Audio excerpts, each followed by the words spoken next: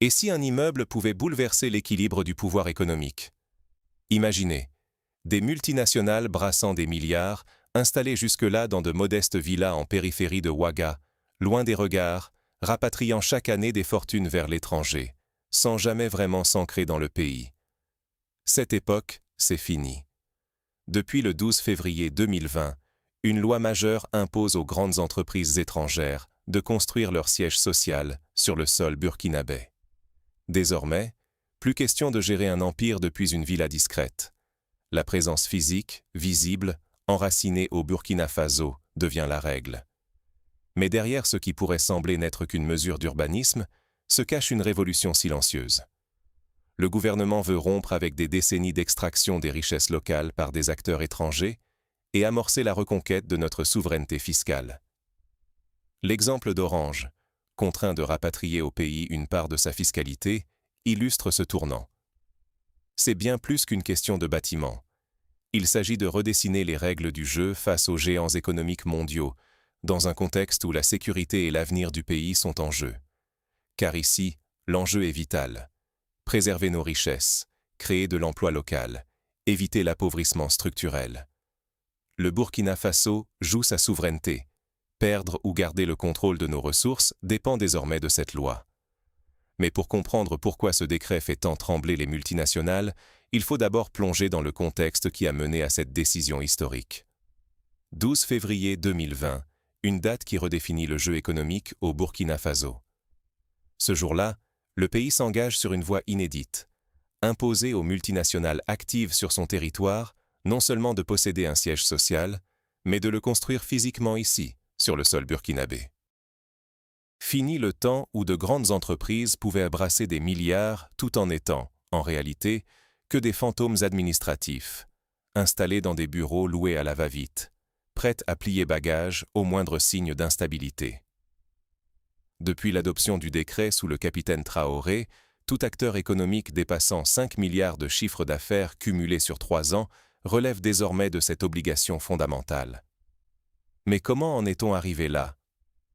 Tout a commencé en octobre 2025 avec un avant-projet de loi, mûri en pleine période de tensions sécuritaires et de défiance face à l'exfiltration continue des richesses du pays.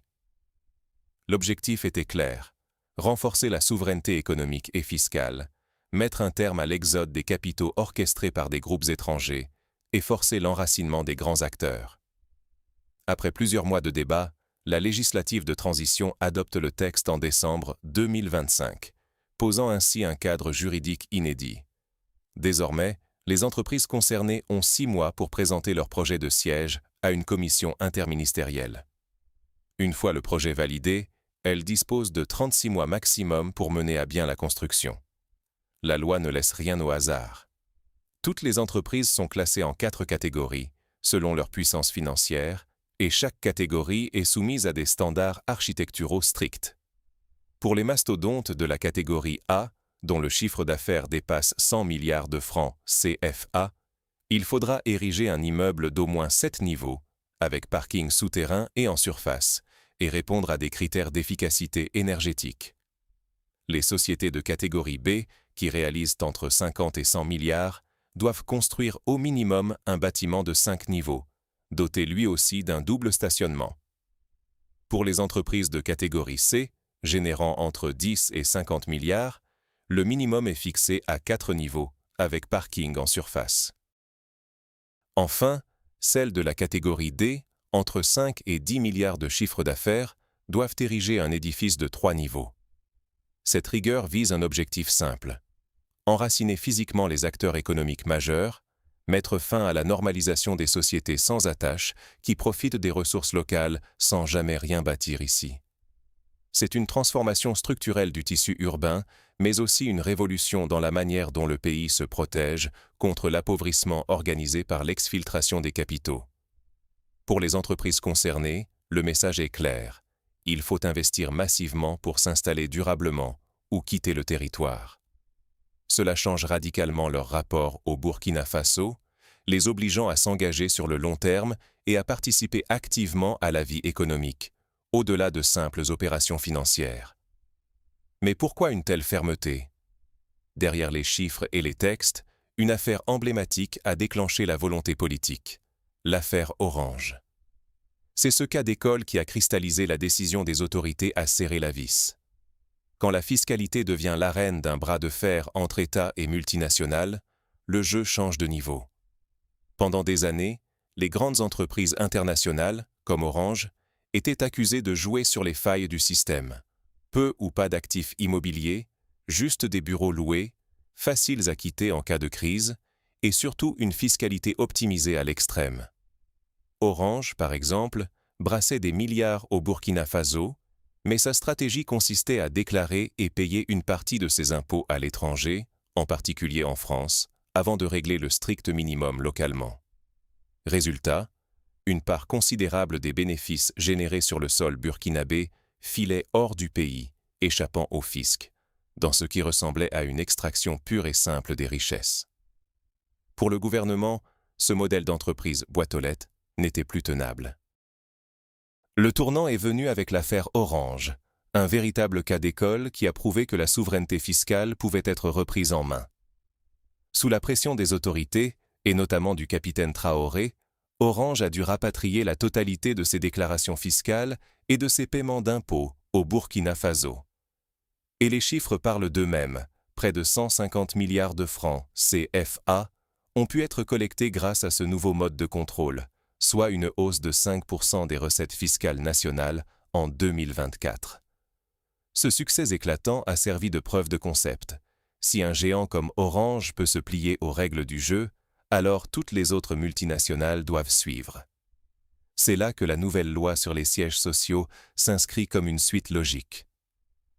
Exiger l'implantation physique, c'est obliger les multinationales à ancrer leurs centres de décision, leurs équipes administratives, même leurs serveurs, directement dans le pays. Fini la souplesse des sociétés délocalisées qui déplacent leurs profits en un clic. Cette traçabilité accrue permet à l'État de mieux surveiller les flux financiers, d'éviter la manipulation des bénéfices et surtout de renforcer la souveraineté fiscale. L'enjeu est énorme. Si les multinationales venaient à contourner ou à faire échouer ces nouvelles règles, c'est la crédibilité même de la reconquête économique qui serait remise en cause. Mais au-delà de la fiscalité, que va changer cette loi pour l'économie réelle et l'urbanisme burkinabé? C'est ce qu'on va voir tout de suite. Quand le béton devient levier de croissance ou de tension.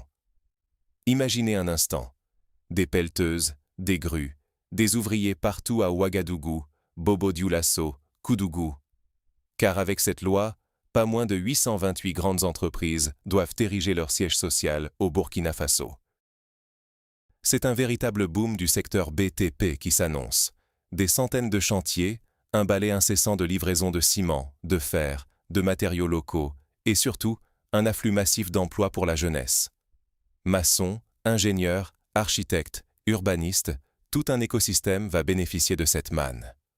On parle de milliers de postes nouveaux, de compétences à renforcer, de carrières à bâtir ici, chez nous.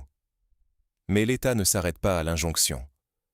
Pour éviter que la question du terrain ne devienne un obstacle ou une excuse, il a mobilisé la Sonatur, la Société nationale d'aménagement des terrains urbains. Des parcelles viabilisées, prêtes à construire, ont été réservées expressément pour ces entreprises. L'accès au foncier, ce casse-tête africain, est ainsi grandement facilité, un signal fort pour les investisseurs, souvent freinés par les lenteurs et les incertitudes liées à la terre. Autre point clé, ces sièges ne seront pas de simples bureaux. La loi impose des critères élevés en matière d'efficacité énergétique, obligeant les entreprises à bâtir des immeubles intelligents et économes. Dans un pays où l'accès à l'énergie reste un défi, faire des multinationales les pionnières de la construction durable, c'est donner l'exemple et façonner, brique après brique, l'avenir urbain du Burkina. Ces ensembles seront les vitrines d'un urbanisme dense, moderne, qui tranche avec l'étalement anarchique du passé. Évidemment, une telle réforme ne va pas sans crispation. Les critiques fusent dans les milieux économiques et sur les réseaux sociaux. Certains pointent une faille. Le critère du chiffre d'affaires, 15 milliards de francs CFA, n'assure pas que l'entreprise soit réellement rentable. En période de crise, une société peut afficher un gros volume d'affaires, mais encaisser des pertes. Pour ces entreprises fragilisées, l'obligation d'investir lourdement dans un siège pourrait aggraver leur situation, menacer des emplois existants, voire provoquer des faillites. Autre inquiétude, et pas des moindres, la contrainte pourrait refroidir certains investisseurs étrangers, inquiets pour leur prévisibilité et la flexibilité de leurs opérations. Le spectre d'une fuite vers des pays voisins à la législation plus souple est réel. Mais attention, l'exemple du Ghana, qui a imposé des normes similaires sans perdre son attractivité, montre que le pari est possible, à condition d'accompagner la réforme.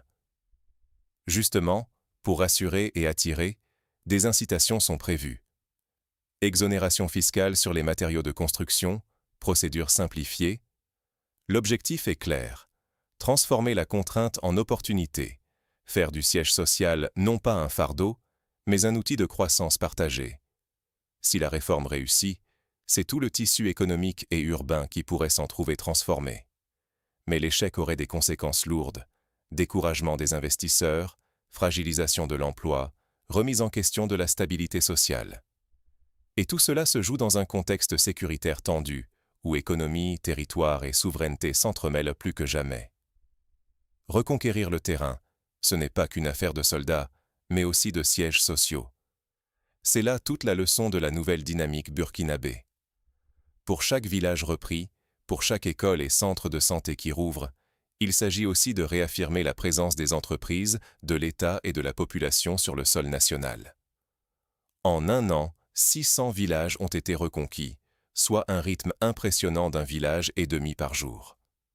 Ces avancées militaires créent les conditions nécessaires à la relance économique locale. Écoles, soins, marchés qui revivent, familles qui rentrent enfin chez elles. Mais la bataille ne se livre pas seulement sur le terrain. Aujourd'hui, elle se joue aussi dans l'arène de l'information. Les groupes armés s'adaptent, recourant aux drones et à la désinformation pour semer la peur, déstabiliser et décourager investisseurs comme population. L'État burkinabé l'a compris. La souveraineté économique va de pair avec la reconquête territoriale et la lutte contre la guerre psychologique. Mais attention, imposer la construction de sièges sociaux, c'est aussi marcher sur une ligne fine.